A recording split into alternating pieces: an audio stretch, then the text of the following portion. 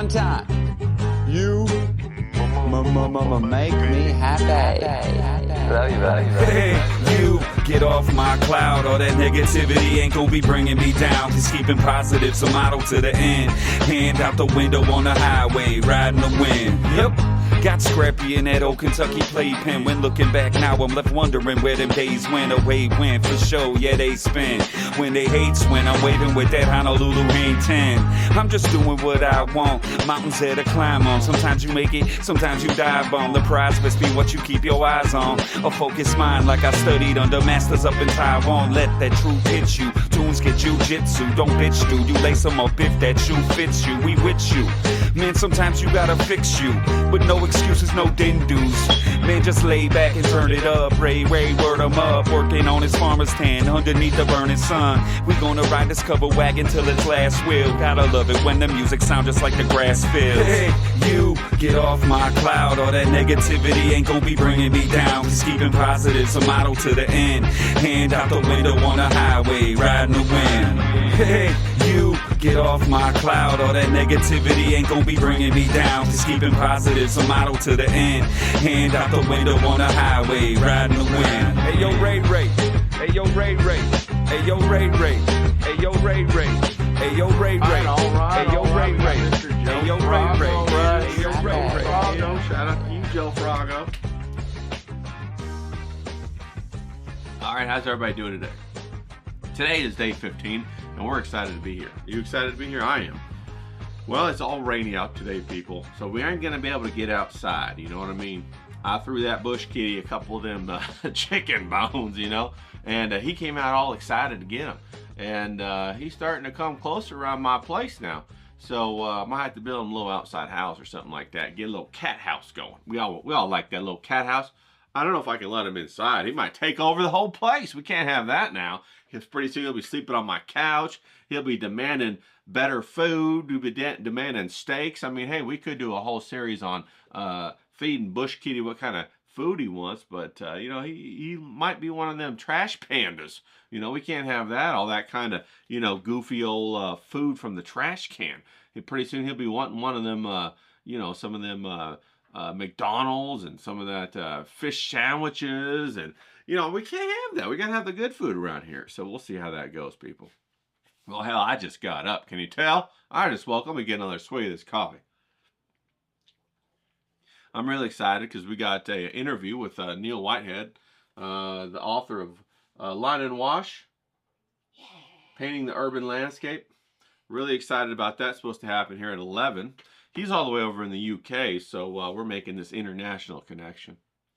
So hopefully that goes off smoothly and without a hitch. Now, I am anticipating there's going to be at least 5 or 6 technical glitches. All right? 5 or 6. I can handle 5 or 6. I cannot handle 7 technical glitches, people. I can't have it. So I'm excited about that. We're going to have that Zoom fired up here in a little bit. It's about, you know, still early in the morning for me anyway, 9:30. A little 9:30. It's overcast. We got the rains coming in. I guess autumn's here, winter's here. Here we go in the desert. All right, people. I'm excited about that. How are you doing today?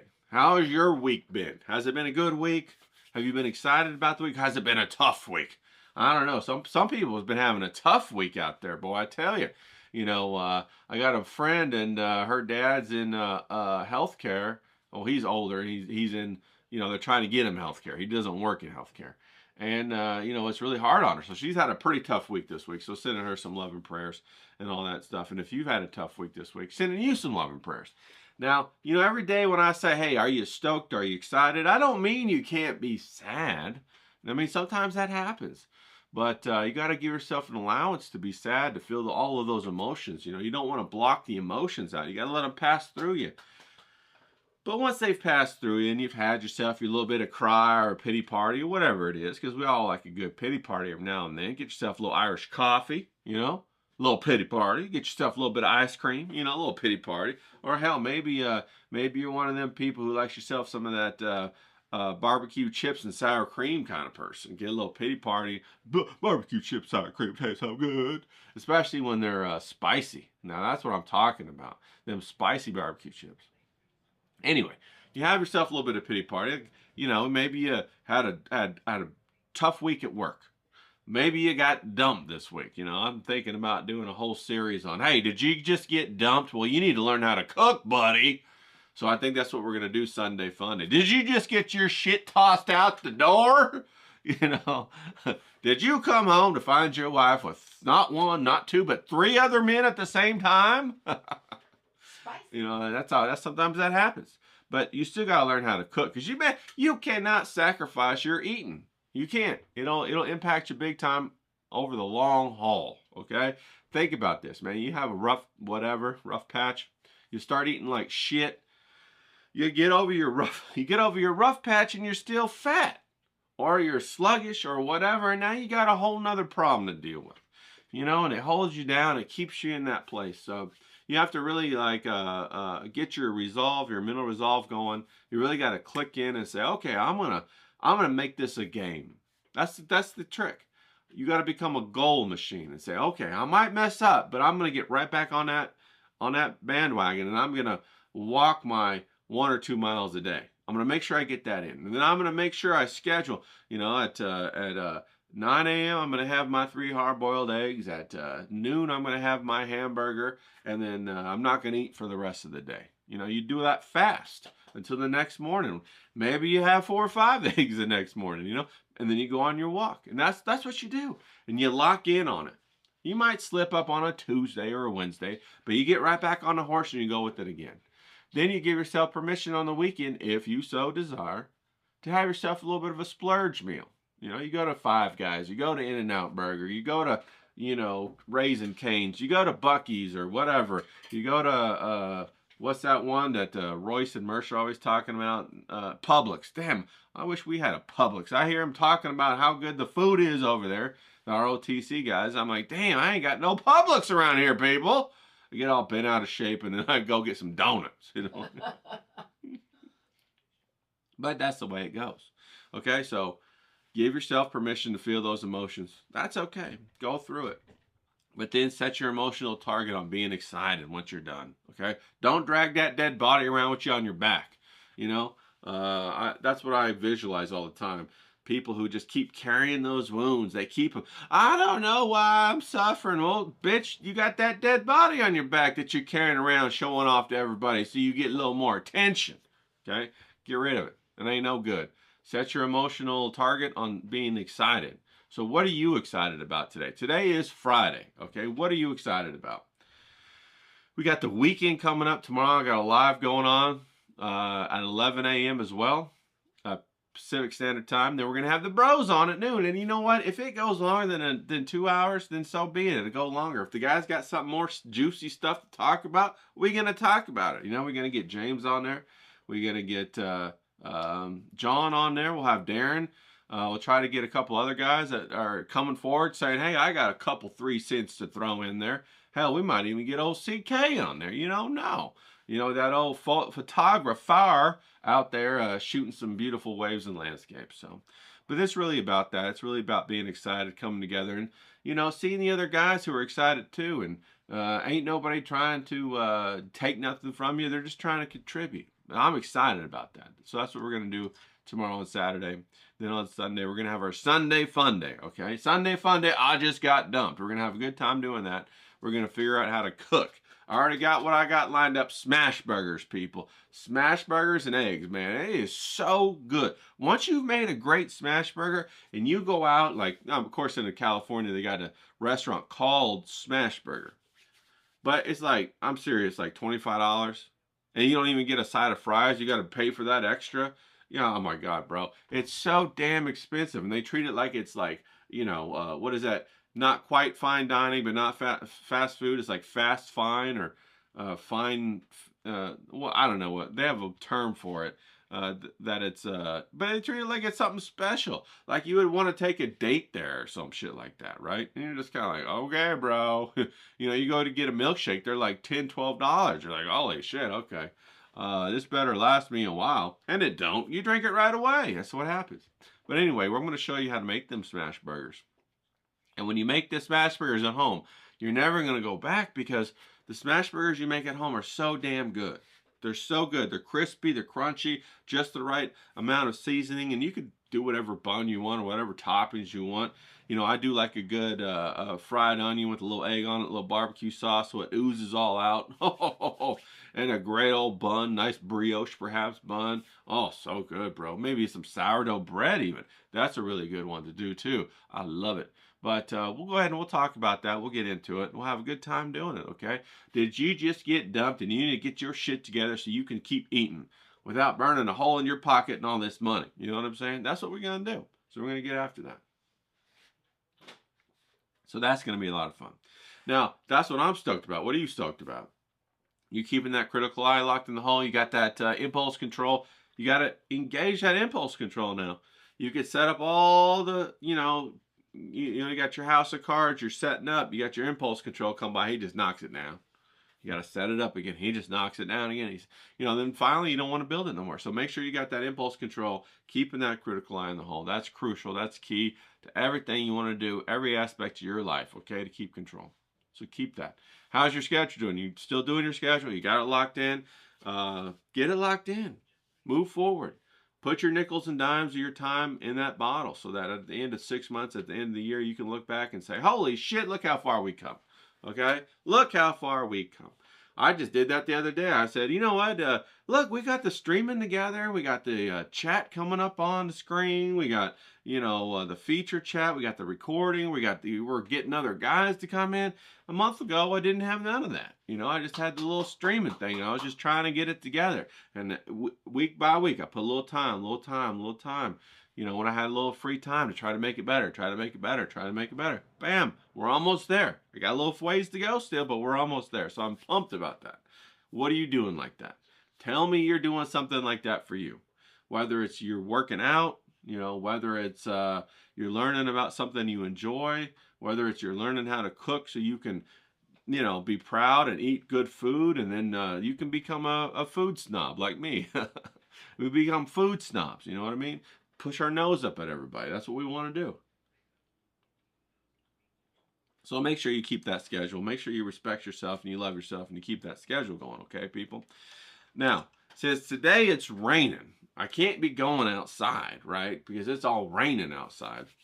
I have attempted on 1 or 2 occasions when I'm ballsy enough and stupid enough to go outside, and I have tried to paint. And I've tried to paint with oil paints because you can't paint with watercolors outside in the rain. People, make that make sense. It don't make sense. But I have gone outside and tried to do the oil painting. Oh, I'm gonna paint the rain. Nobody ever comes out here and paints the sky when it's raining. Well, there's a good reason for that. I get my little toilet paper, whatever. I try to put it over myself and try to hide in there. I get my little plastic to keep the rain off. And pretty soon people are looking at me like, what the fuck is this homeless guy doing out here? What is he doing? I'm like, I'm not homeless. I'm just trying to get this thing together. They're like, he's homeless. So don't go out there and painting when it's raining.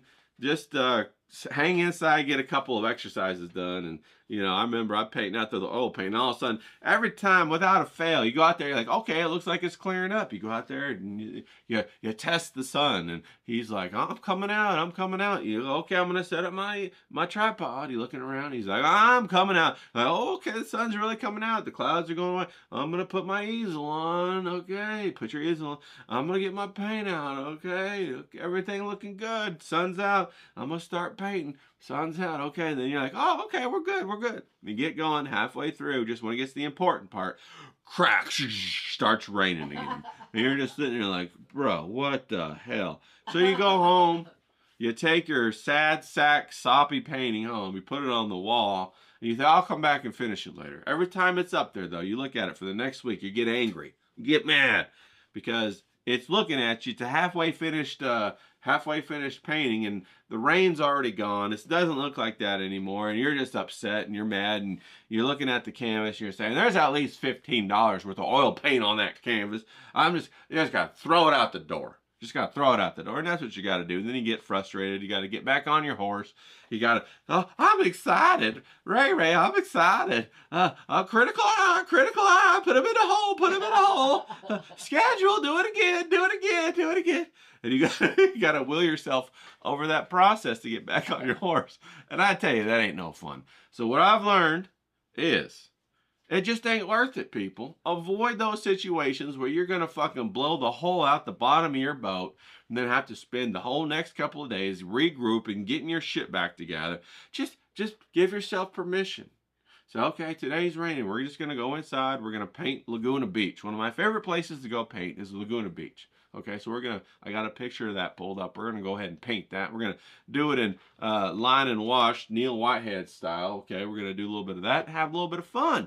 We're going to go ahead, remember when you were in school and the teacher came in and said, okay, class, today's movie day. And you were just like, oh my God, it's movie day. And you knew you could like fucking just relax and just like tune out, And that's kind of like what today is. Today's movie day. You can just kind of tune out, have a good time, and take some experiments on your artwork and see what happens, and then put it up behind you. I got them up behind me, right? That's what you want to do. You want to put your paintings up behind you, people, so that you see them.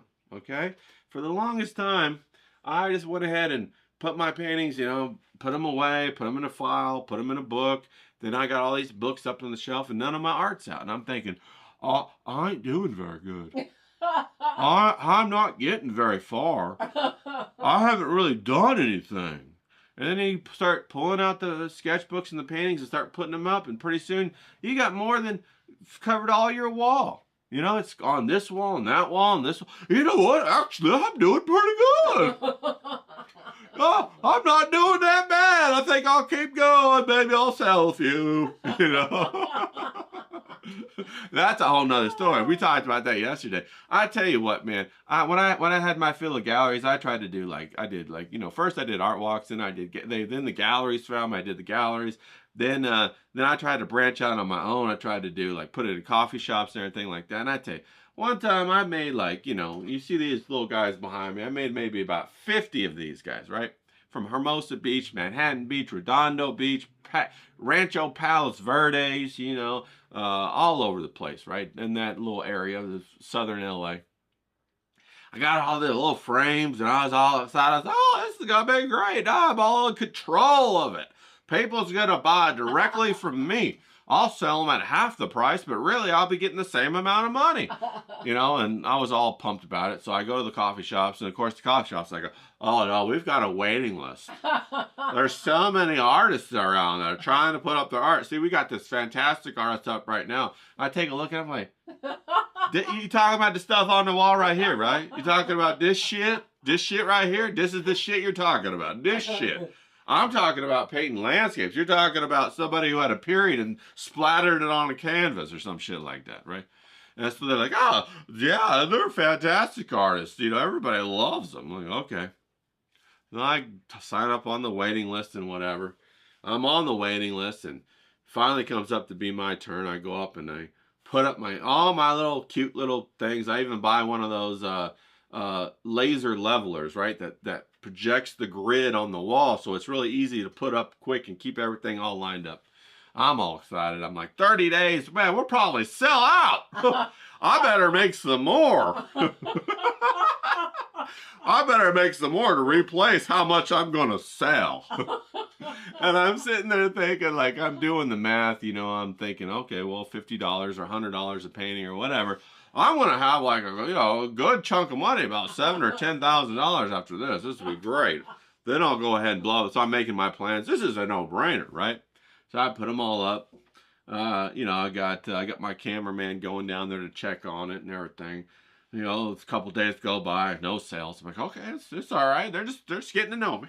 The big rush is on the weekend. Most people, they're only in and out. They're not going to sit there. Then the weekend comes, the weekend goes. Oh, well, it was the first weekend. Half the month goes, oh, okay, no sales yet. But, people are starting to get acclimated. They're getting to figure all this out. Then I go down and I count my paintings one day. There's one missing. Somebody stole one of my paintings. I was just like, what the fuck? So I put one up, and it's you know, in the hole or whatever. I tell the coffee people, oh my God, no, not from our place. No, not here. No. I'm like, okay. So then a couple of days later, another one goes missing. Then another one. Then by the end, I had like 4 or 5 different paintings that got stolen off the wall. I'm sure it just like got dislodged and fell behind one of the chairs or whatever, one of the tables. And I'm like, what? No, I put this up so it's rock solid. I mean, an earthquake wouldn't shake this down. Jesus could come down right now and they would not jump off the wall. So after that, I packed up all my, after the 30 days, I packed them all up. I had a record sales of 0. I had a record thefts of 4. And I went home with my tail in between my legs and said, man, fuck this shit. Fuck this shit. And that's kind of the same attitude I've had towards coffee places forever now. That's why one of the reasons I started this YouTube shit, right? Anyway, enough out of that. Let's go ahead. Let's jump down here. Let's get going on our thing, because I got Neil coming up here pretty soon. We got it, people. So I got my little drawing here of Laguna Beach. You're gonna see it pop up somewhere, probably right around here or something. And we're just gonna do it kind of like Neil Whitehead did right here.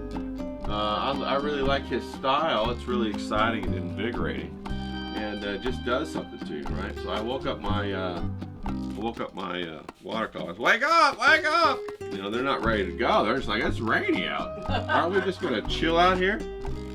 I got my 3 brushes plus my top secret brush. This is the magical brush.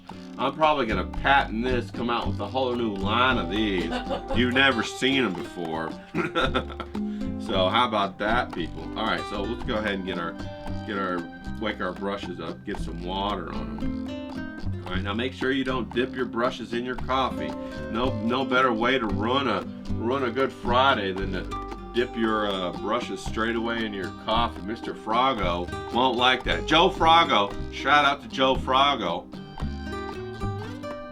Great guy over there. Love that guy. All right, so here we go. Let's see what we got going on here.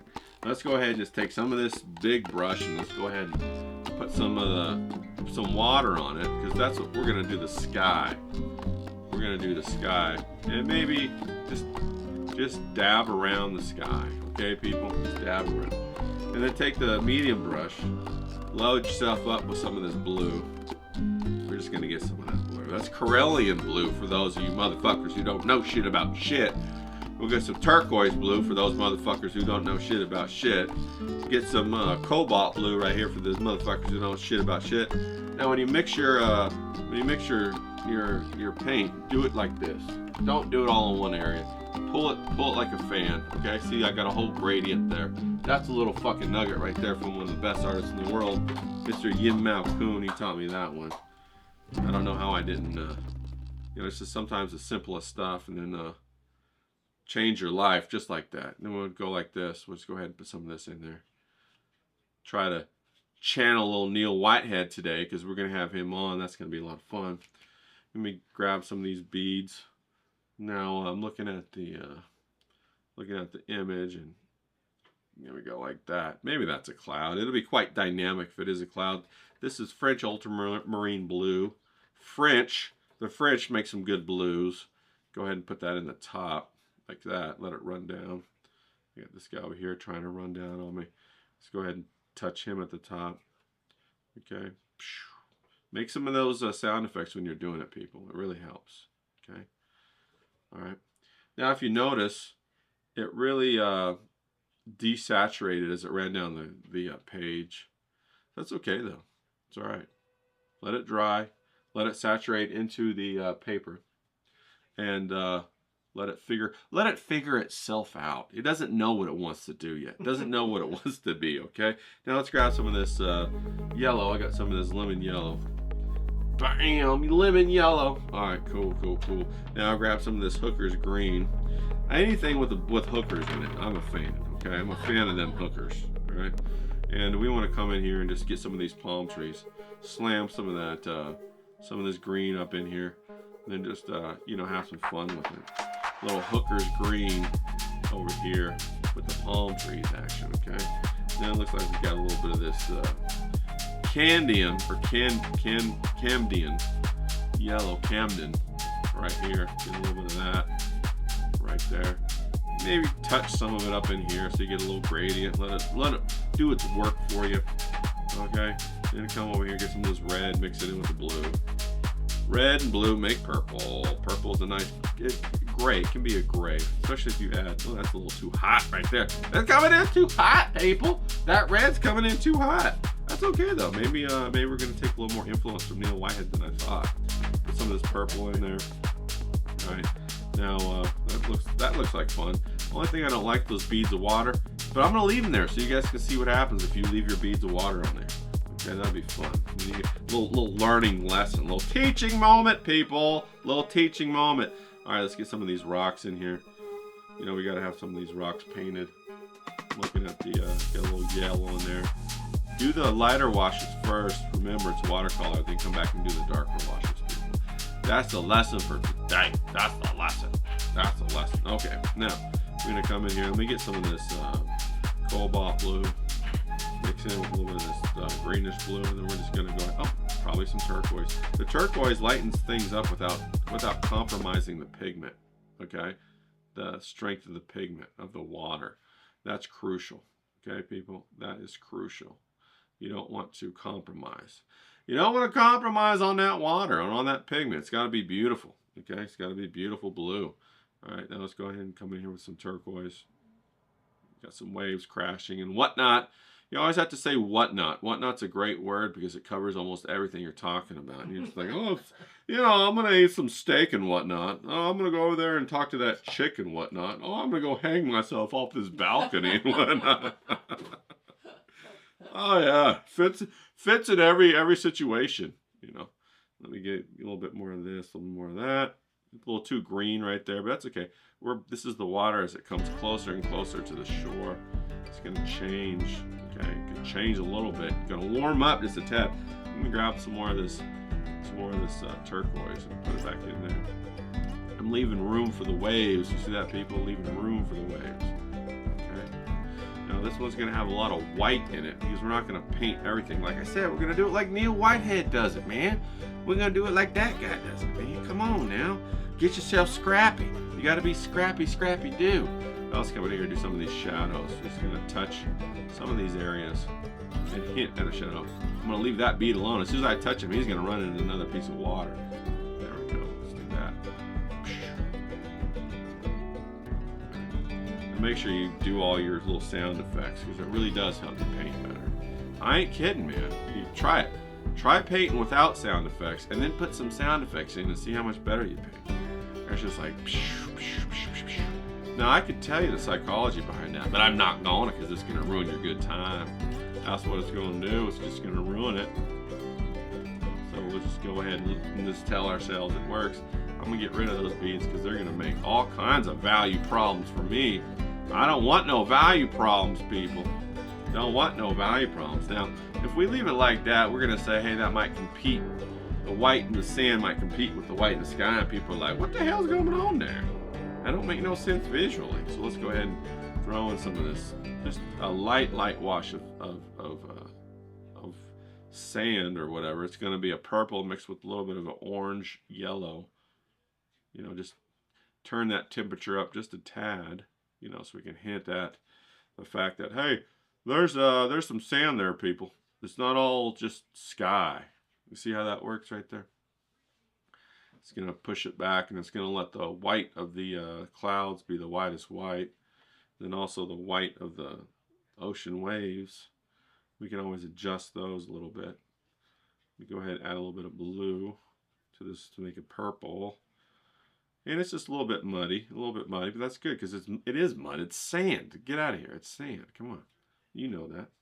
All right, now we're going to go ahead and take a darker value, darker blue, green-ish with a little bit of red to warm it up. Get a nice muted purple and come in here and do some of these rocks. Rock.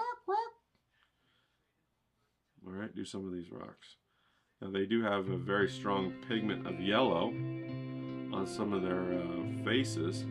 But you can't add that yet because this purple, it'll go right into the purple and make it look like shit. And unless you're painting shit, then you don't want to do that. Okay, you got me, people? But if you're painting shit, that's what you want to do. Alright. Okay, so here we go. Here we go. Now we're going to come back up here. I'm going to add some yellow on these palm trees, some yellow ochre. Yellow ochre is a very versatile color. Try to get it as straight as possible. None of that gay ochre, people. Get the straight ochre. Okay? Alright. Put it up in here like so. Just a little couple dots here and there. Alright. And we'll get some of this green. Let it run down. Let some of the sloppy action from the watercolor help you out. Okay. Now make sure you squint your eyes a little bit to see what the values are looking like. Because if the values get too messed up, the image won't read right. Okay, you'll start reading like it's who knows what, right? Like somebody threw up on your page. You're just like, I don't get that. That doesn't make any sense. Let's get a purple. Let's put in some of these big time shadows in the front. Okay, people, so that you can tell that this is the front. If that's not there, you can't tell that's the front. Where's the front at? Well, it's in the front. Some of this rock action. Probably put too much water in there. But let it do its thing. We'll come back in here. Put a little dark action in there. Get some of this yellow.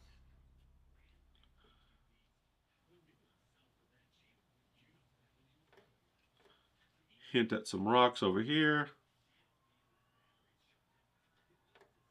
Alright, now we'll grab some orange maybe. Put a little bit of green with it. Come in here, do some of these rocks right here. The green's gonna make it desaturated. You know, it's an opposite color, so it's gonna make it more of a gray. That's kind of what you want. Alright, now I'm looking at this ocean. We gotta like make this ocean more of the star of the show, okay, people? And we put one wash down, and it dried, and it desaturated as it does, as watercolor tends to do. It tends to desaturate. So we're gonna come back in here. We're gonna grab our Corellian blue, mixture of cobalt blue, okay? Ooh, those look good. Right. Maybe a little turquoise, we don't know. We'll see, yeah, turquoise, we'll add that, okay? Then we have to try to be as careful as we can when we're putting this in there. We want a really powerful, nice light blue. Leave some of those edges there, that's the lighter blue, because they can mimic the waves crashing along the rock. Okay, okay, people, you hear that?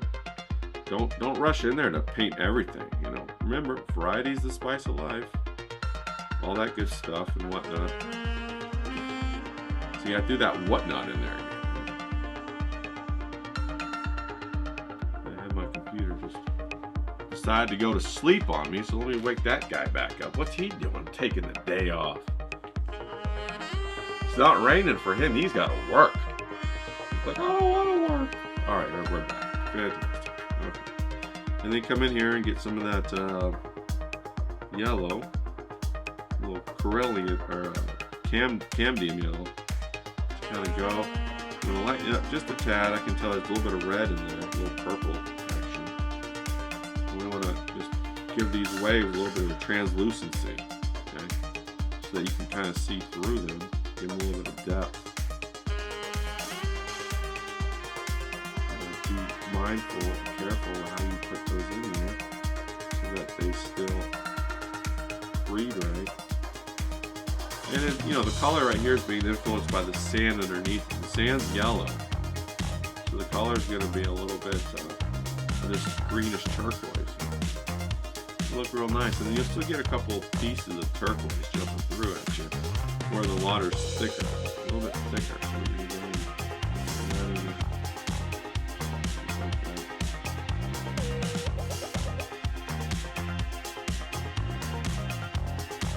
you're going we kind of got the waves crashing. Now, what I'm doing is I'm looking back here and I'm seeing since we adjusted this sure looks washed out, doesn't it? It really does. So we got to take a little bit more green blue to to reestablish those bushes or the greenery that was on these hills in the distance, and then the palm trees in the distance. It's going to be a blue-green because it is in the distance out there. Remember, everything as it goes back into the distance, it cools off. So yellow is going to be turned green, green's going to turn to blue. You know, red's going to turn into a purple. It's going to cool off. There we go. Get that right there. We're looking pretty good. Now let's put a little turquoise in the sky. French ultramarine, blue, little turquoise to differentiate from the ocean. Just put a couple of up at the top. Okay. Now, if you want, and we want to, this is where we're going to go ahead and take some more of the Neil, a little bit of the Neil Whitehead influence. I mean, just put a couple of shadows in here, just so that I feel better about myself, okay? Not so much you. Oh, and then let's go ahead and, I forgot about this palm tree up here. Sometimes you do that. You go through, you're checking off your list in your mind, and you forget about a palm tree or two. Now let me go ahead and get some of this Hooker's green again. Mix it with a little bit of blue, maybe a little bit of red,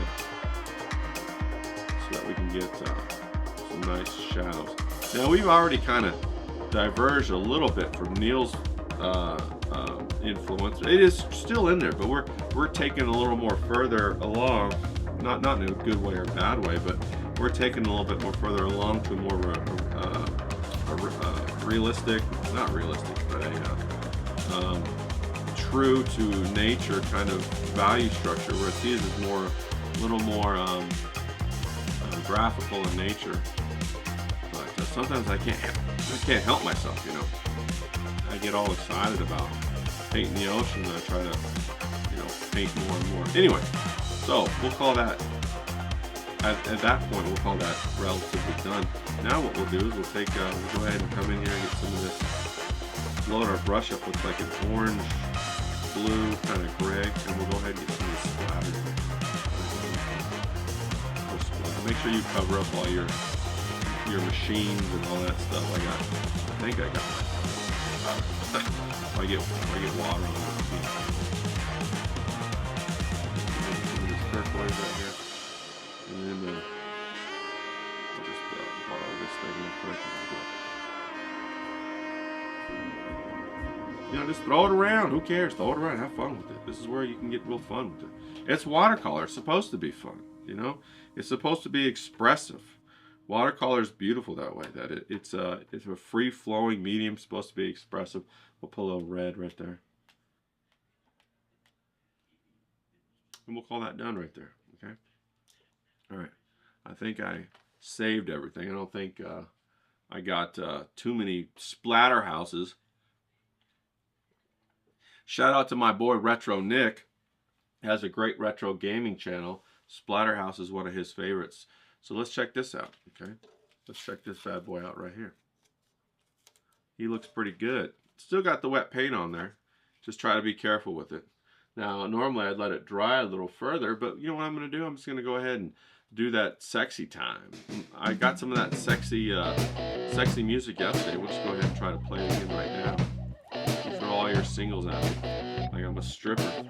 Oh yeah, taking it all off, baby. This is the most fun part. Oh yeah, take it off, baby. Oh yeah, look at that right there. Okay, just exposing those tan lines. Woo! Woo! Yeah, that looks good. Now that looks good. Oh, there we go. And there you go. We got beautiful, semi-abstract, splattered Laguna Beach right there. Okay. Now I might adjust this one bead. He's bothering me. And that's okay. You can always go back and adjust it. Like when you get home or whatever, and you want to adjust it, go ahead and adjust it. It doesn't, you know, I used to think, I don't know why I thought this. I don't know, maybe you thought it too. But I used to think there was some kind of rule to this thing. Like I could only adjust it when I was working on it in the moment. Like I couldn't come, like once it came home, it was done. I couldn't touch it anymore. You know what I mean? How crazy is that?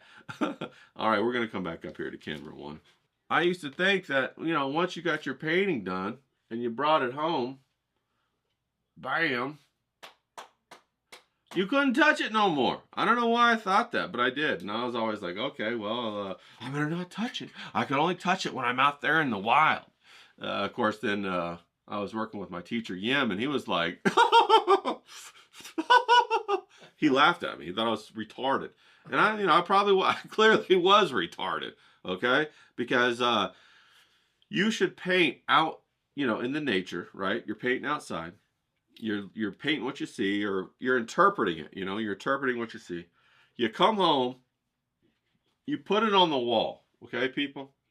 And then you go, you take your shower, or, you go and you play your video games, or, you go out to eat with the guys, get a couple of beers, or, you go to Vegas and get a hooker and have a good gambling session, whatever it is that scratches your itch, right? Then you come back. Now you have fresh eyes, okay? You don't have the influence of what you're seeing in front of you from the painting. You just have the painting in itself. And you ask yourself, when you look at it, does it stand alone? Does it communicate that power? Is it strong enough on its own to stand and communicate the vibrancy of what I was trying to capture and what I felt when I was out there at Laguna Beach? That's what you have to ask yourself, okay? And if it doesn't, you have to adjust it until it does, right? Because when you take and you hang that painting in the gallery, or you hang it at your booth at an art walk, I'm sorry for you. If you yeah, poor bastard, okay? You're in for a nice line of abuse, okay? Get ready for the abuse, all right? You want it to jump off the wall, so when people walk by, they stop and they want to purchase it, right? That's how you know that you connected with something, or they're just like crazy people who want to come up and waste your time. I used to be a painter. You get that all the time. Oh, I'm like, what kind of paint do you use? I'm like, what does it matter? Are you gonna buy this or not? Well, I don't know. You don't seem too friendly. The customer service here isn't too great. I'm an artist. I'm not a customer service person. God damn it. Artists are traditionally, they're like very brittle people, and they're crazy, they're weird. So if you're looking for Amazon quality customer service, you come to the wrong Indian. You know what I'm saying? And so you get all mad about that. But anyway, we had a really good time. It was a rainy day. We made our way down to Laguna Beach. One of these days I'll go down there for real, and we'll paint Laguna Beach. We'll have a good time doing that. And that'll be awesome. So I want you to be excited. Come by for our live tomorrow. Watch me do my fun. Did you just get dumped Sunday fun day, cooking or whatever? I'm trying to set up a Ko-Fi. If you want to go ahead and throw a couple bucks to help me mail these out, because my intention is I'm gonna make these, and I'm gonna mail these out to, I don't know, about 50 people. Okay, I'm gonna make these and mail these out. Just think about that. That's gonna be awesome. Then I want you to hang it in your house. I want you to remember the excitement, the energy that we talk about here. Even if you never watch another video, you'll have that painting. And that, when they say signs and images, symbols and images will rule the world, it's true. You could communicate 1,000 books in one glance. Think about that. So I want you to have one of these, okay, people? I want you to have one of these. And I want you to put it up on your wall, your refrigerator, or whatever. And when you look at it, I want it to warm your heart. I want it to transmit that electricity to you. I want it to recharge it. So that if you're having a bad day, or if you're having a great day, you can be recharged by this. Get excited, get out there and kick some ass, because that's what we're all about right here. Kicking some ass. So get out there, people. Mr. Joe Frago says hi.